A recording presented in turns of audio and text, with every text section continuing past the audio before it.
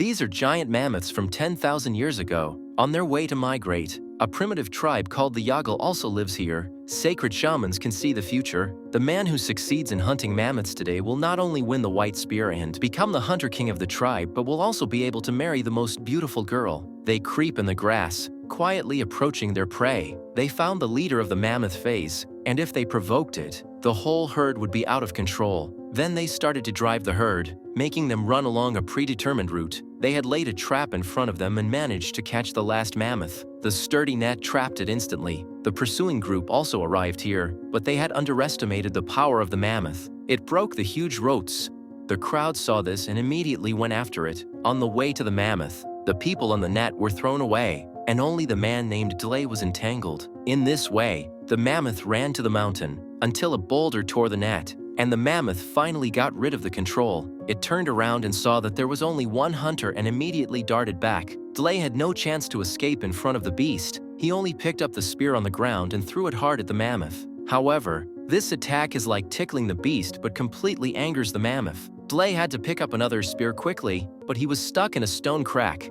The giant elephant just crashed itself into the spear. Then the giant vine staggered the mammoth, and the spear pierced its body completely. In this way, Dolly managed to kill the mammoth. He was also recognized by the shaman, not only winning the white spear to become the king of hunters, but also winning his beloved girl. The harvest of this hunt could take the whole tribe through the winter, but the good times were short-lived, and soon a group of bandits attacked the tribe. They not only burned, killed, and looted but also took many young people to Pharaoh to be enslaved for the construction of the pyramids. When Delay returned, he was stopped by the tribal leaders. Now they were no match at all. Delay could only watch as bandits took his favorite Evolet. The attack left the entire tribe in mourning. Delay finally decided to go after the bandits and get his people back. The chief agreed with Delay's decision. The four of them set out immediately. First, they had to climb over the towering snow-capped mountains. With the help of a tribal shaman, they managed to withstand the blizzard. Following the signs left by Evolet along the way, the group finally reached the end of the snowy mountain,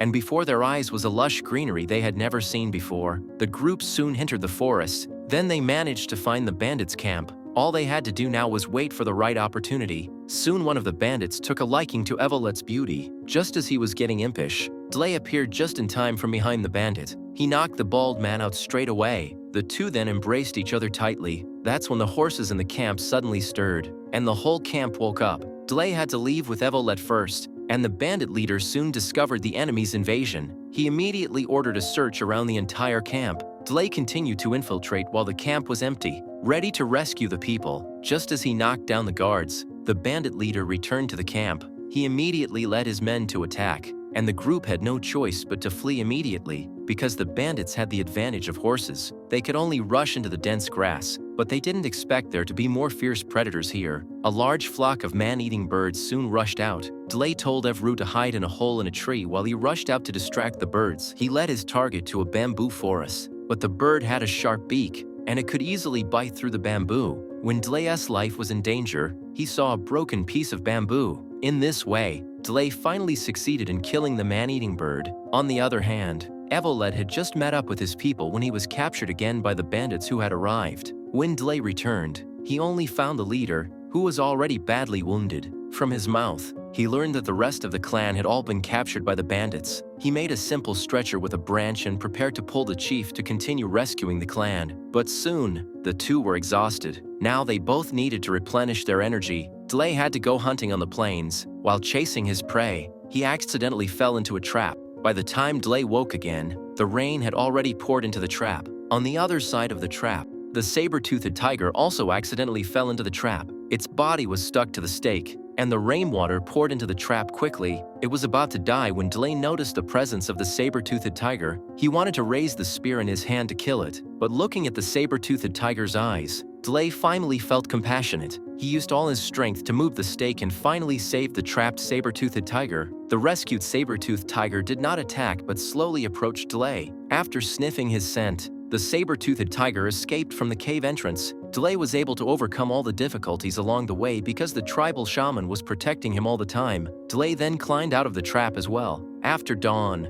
he found the chief again. The two soon found a tribe. Here they found the rest of the food. Just as the two were devouring the food, a group of natives rushed right out, armed with spears and shields. They quickly surrounded the two men, just as they were about to attack. With a roar, a saber-toothed tiger arrived. It slowly approached the group. At that moment, it smelled Dlay's scent. The saber-toothed tiger lunged and got in front of Dlay. It roared as if declaring that Dlay was the one it wanted to protect. The natives didn't dare to move. Just after the saber-toothed tiger left, Chief Nakudu suddenly changed his attitude. Nakudu then treated them with great hospitality. The chief told Dlay that there was a prophecy passed down for thousands of years that one day a man would appear who could talk to the saber-toothed tiger. He could lead the tribes to overthrow the pharaoh's brutal rule and free all the enslaved tribe members. Dlay was the man of the prophecy. The appearance of the son of prophecy soon spread to all tribes. Then, more warriors came from all directions to join Dlay in his quest to conquer the pharaoh. The conquering army soon gathered together. They began to set out overnight. On the way,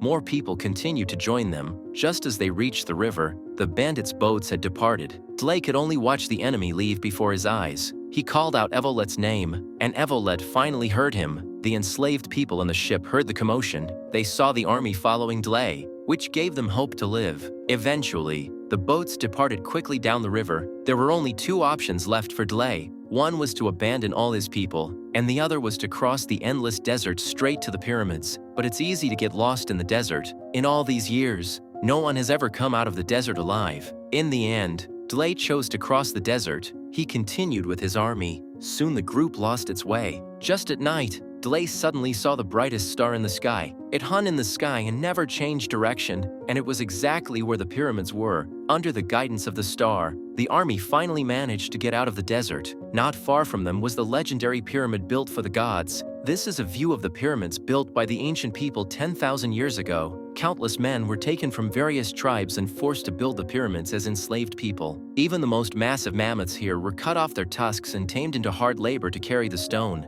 The originator of the pyramids was known as the god of all power and had the highest authority over the entire tribe. He was very dissatisfied with the progress of building the pyramids, and whenever he was angry, he had to kill enslaved people as sacrifices. Dlay looked at what was in front of him. The enemy was far more numerous and stronger than they were. There was no chance of victory in a strong attack, but the chief soon realized that the number of enslaved people far outnumbered the guards. So Dlay sneaked into the slave camp in the night. He tried to convince the people to join him in overthrowing the god, but these people had been enslaved for so long that they had lost the courage to fight back. That's when the wise man of the enslaved people appeared. He was once a servant of the Almighty God and knew more about the secrets of God. It turns out that God has fears. In the prophecy, a man with the mark of the stars will appear to overthrow the god, but Dlay's body had no mark at all. He had to return without any success, but on his way back, he was discovered by the guards. They followed him all the way and found the camp of Dlay's army. Just when they wanted to go back, the chief had quietly appeared behind them. Although the chief finally succeeded in killing everyone, the enemy seriously injured him. By the time Dlay arrived, the chief was already dying and died in Dlay's arms. Dlay's grief was so great that on the way to save his people, his former companions died in front of his eyes. The monstrous hatred immediately rushed to his heart. He picked up the chief's white spear. Dlay immediately called all the troops and decided to attack the pyramids in the morning forcefully. On the other side, the priests discovered the scar on Evolet's hand. It looks like the legendary star mark. Under the observation of Pharaoh, it was determined that Evolet was the one who was finally prophesied to overthrow the rule of God. Early the next morning, Dlay's army, disguised as enslaved people, infiltrated the pyramid. They began to observe the terrain. Dlay soon found his target. In front of him was the leader of all the mammoths. He remembered the hunting scene in the Yadal tribe. As one of the overseers was pushed off the high ground, the soldiers immediately attacked, and Dlay aimed directly at the leader of the mammoths. If only the leader could be enraged, the entire herd would be out of control. By this time, the pyramid guards had rushed over, watching the clan members fall one by one under the enemy's blades to buy time for themselves. The angry Dlay stabbed his spear directly into the leader's body. Under Dlay's provocation, it was finally enraged, and with the lead elephant's rampage, the whole herd rushed down with it. The unprepared enemy was instantly overwhelmed by the formation. Countless guards became dead under the elephant's legs before they could react. The enslaved people also saw hope, and they immediately joined the resistance. The situation of the war was instantly reversed. With the people's anger, they directly overthrew the pyramids being built. This instantly boosted the morale of the warriors. Dlai's army began to rush toward the dwelling of the god, seeing that he had lost his power. Pharaoh immediately took Evolet hostage, and as God's trumpet sounded again, fear became the instinctive reaction of the enslaved people, and they all fell to their knees again. And at that moment, God slowly walked out of the temple. He used Evolet's life as a threat to make Dlai give up his attack, and God promised that if Dlai retreated, he would be allowed to take Evolet away. Dlai pretends to agree to God's request and then quietly moves closer to God's location. Next, he asked God what he would do with the rest of the enslaved people, but God told Dlai that enslaved people were enslaved and had to do hard labor for the rest of their lives to build the pyramids. Dlai was instantly enraged. He threw the long hair in his hand and then penetrated the body of God, and the supreme God fell to the ground and died. It seems he is just an ordinary human being. Dlai took the opportunity to shout to the enslaved people that this man was not a god at all. The enslaved people were instantly inspired and rushed up together. The remaining guards were not worth mentioning. The priests had no choice but to flee. They set fire to the god's palace, and the whole pyramid slowly fell into a sea of fire. Dlai's army finally defeated the so-called Almighty God. Just as Dlai was about to be reunited with Evolet, she was attacked by bandits behind her, who shot Evolet dead with a single arrow. He saw his beloved fall in his arms but could not do anything about it. In Dlai's grief, the Yagal shaman, who had been guarding them, used his last power to revive Evolet. In the end, all the prophecies were fulfilled. Dlai succeeds in freeing all the oppressed people. At the end of the film, Nakuta gives Dlai a bag of seeds. This will save all his people from starvation, and now all the tribes are united. Dlai managed to return to the Yagal tribe with his people. Then they began to try to grow crops. The tribe was about to leave primitive hunting behind and move towards a more advanced agricultural civilization. Dlai will also take the tribe to a new future.